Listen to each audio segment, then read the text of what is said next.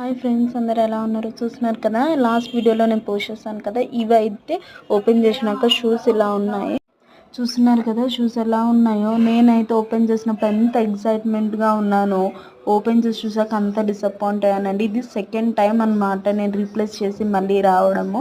చూస్తున్నారు కదా, మొత్తము మనము తక్కువ కాస్ట్ పెట్టినా ఎక్కువ కాస్ట్ పెట్టినా కూడా మనకి వచ్చే క్వాలిటీ అనేది మంచిగా రావాలని చూస్తాం కదా. సో ఎలా వచ్చినాయో చూస్తున్నారు కదా, మొత్తం ముడతలు పడిపోయింది.